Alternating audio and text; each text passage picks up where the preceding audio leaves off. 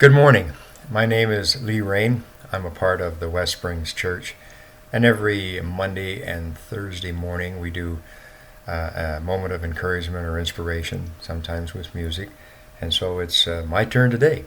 So hopefully, I have something meaningful that might help you today. We've been in this pandemic for 3 months, and we've talked a lot about it. And you've heard the same messages over and over.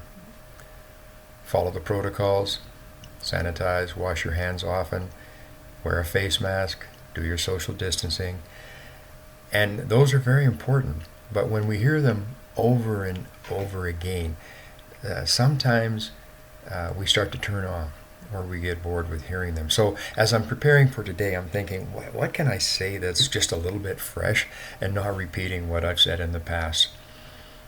We have to start moving forward towards whatever this new normal is going to look like.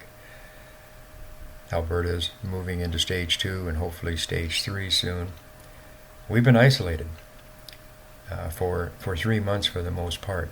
But during that period, I think we are starting to understand how important community is.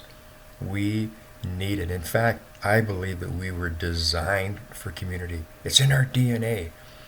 I know for myself, I need contact. I need friends. I need conversation. I need a shared meal and a glass of wine or a golf game or whatever. But I need to be with people, and I think there's a lot of you that feel the same way.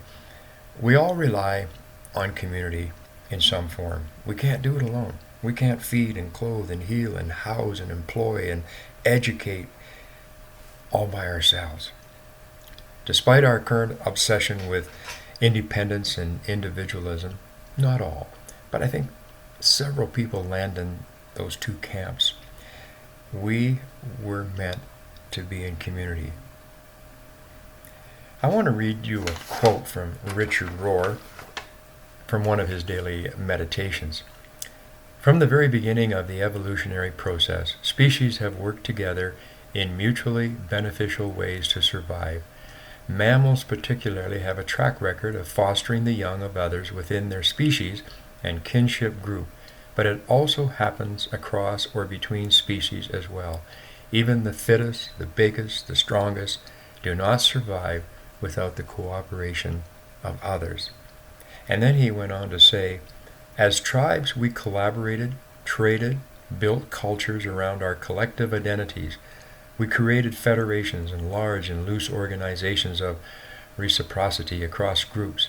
Those arrangements created practices, rituals, wisdom that sustained life for thousands of years. Our history is not a history of competition, but one of collaboration. And then I thought about another point. We need to return to work and to our daily rituals. We have lost jobs, lost businesses, and we have many benefits that have been coming from our government that have helped us with our finances. We've had the UIC benefit, wage subsidy benefit, the business loan benefit, the CERB benefit. But as you and I both know, those can't go on forever. You probably do know that the government doesn't really make money, they can print money, but these are debts that will have to be paid back. So this can't go on and on. But it's been very useful right now. We are built to work. I think that's another thing that's been designed within us, and to enjoy the fulfillment of our own accomplishments and to support our lifestyles and our family if we are able to do so. Not all are, but for most of us we can. So how do we get motivated to relaunch into our work life? Now, I want to back up and say again that some of you have lost your jobs and you're not sure if they are going to return, and many won't. And some of you have lost your businesses. And so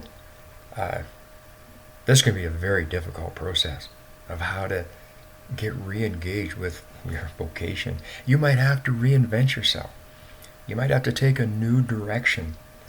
But just maybe this could end up with a whole new sense of excitement for you. A new beginning that you never dreamt of. Perhaps you've been in your job for the last 10, 15, 20, 30 years and it's over. Maybe there's something else that you could do that maybe you've always wanted to do. So do some research, possibly re-educate yourself, talk to your mentors, and write down a new plan and put a strategic approach for how to get there. And again, we need community as we go through this process of how am I going to get back into the workforce and get making money again to support ourselves and our families. So I hope that you got something out of this today. I wish you a good week, and I hope that you will become a part of a community in the days ahead. Whether it's your golf community, a sports community in your gym, your work, in your neighborhood, and possibly even being part of a faith community. I think that's important because we need to work on our souls and on our spiritual lives, and where we talk about the big questions of life. I'm not asking you to join our community. Certainly you are certainly welcome to if you would like to, but find a faith community that fits with you and join it and work on that side of your life. Anyways, that's all I got to say today. Have a good week, and look forward to seeing you again. Bye.